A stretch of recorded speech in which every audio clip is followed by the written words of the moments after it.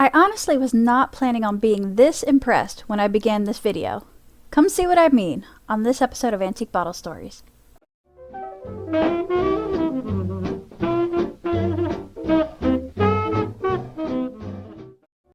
Otis Clapp was born in 1806 in Boston, Massachusetts. He got married when he was 27 to Anne. They had a few kids, but she died when she was only 31. So he married Mary the following year, and they also had some kids. I see 7 kids altogether. Otis Clapp studied medicine at the Boston University School of Medicine. He became a homeopathic pharmacist. He had a pharmacy that he opened around 1840. As time went on, his name became synonymous with excellence.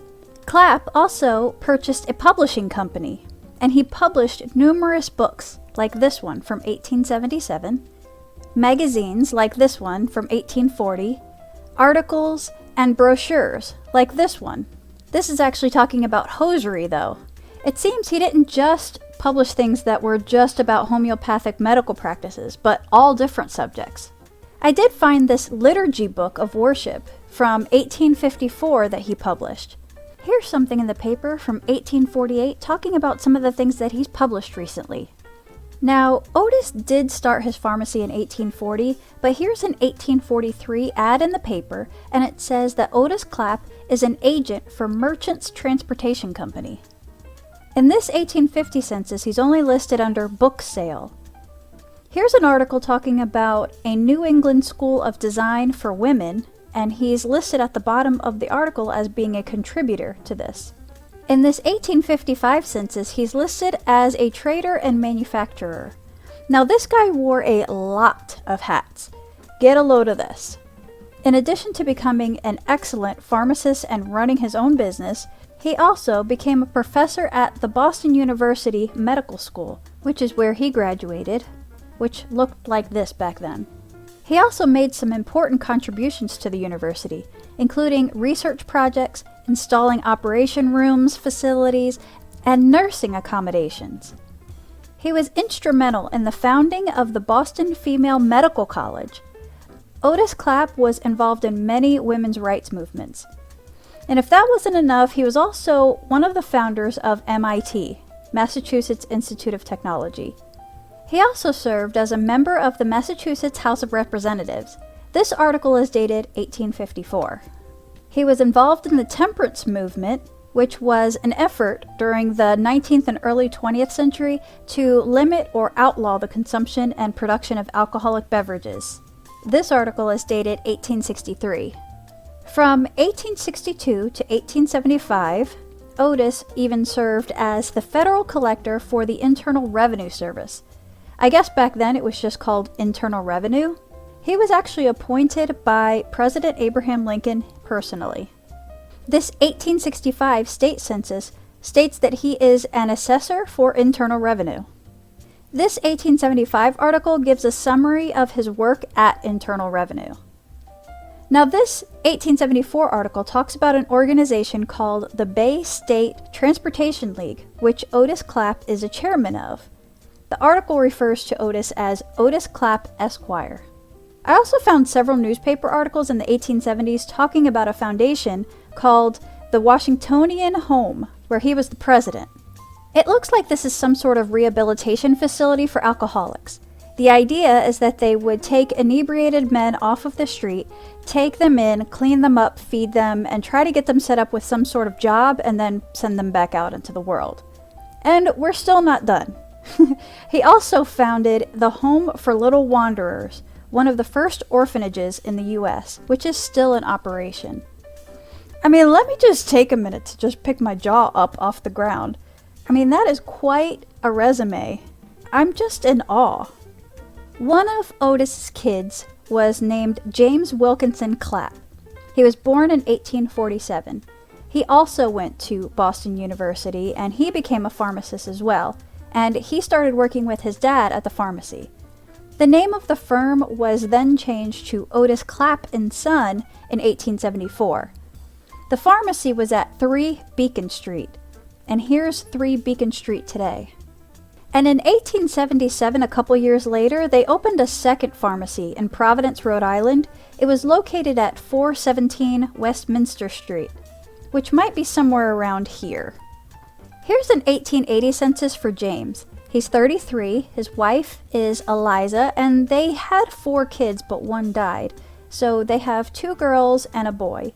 The boy's name is Lowell, and here's a photo of little Lowell.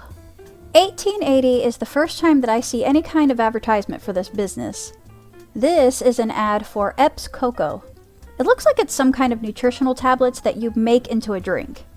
This 1882 article says that the annual meeting of the Corporation of the Homeopathic Medical Dispensary was held on Wednesday at 3 Beacon Street. The president, Honorable Otis Clapp, occupied the chair. It's just a summary of a number of patients and prescriptions, etc., but I thought it was interesting that he's now being addressed as Honorable Otis Clapp. This 1885 article says, Honorable Otis Clapp, in a few words, maintained that everyone should be left free to choose between 2 methods of doctoring. He personally believed in taking medicine in small doses. In 1886, Otis Clapp died at the age of 80. It says that his funeral was held at his home and had a large attendance, but it was very simple in nature. Several doctor friends were in attendance. It says there was no music, but the room was filled with flowers. Now obviously his son James took over the business, and he kept the name Otis Clapp & Son. Here's a 1900 census of James and his family, and there's Lowell, he's now 21, and he's working as a clerk at the pharmacy. Now Lowell also became a pharmaceutical chemist and a bacteriologist. Lowell actually designed a new research laboratory in Boston, which I can't find a photo of. Many of the original formulations developed here became drug industry standards and are still used by many leading healthcare manufacturers today. Now I don't know when this product came on the market, but apparently this was a very popular ointment.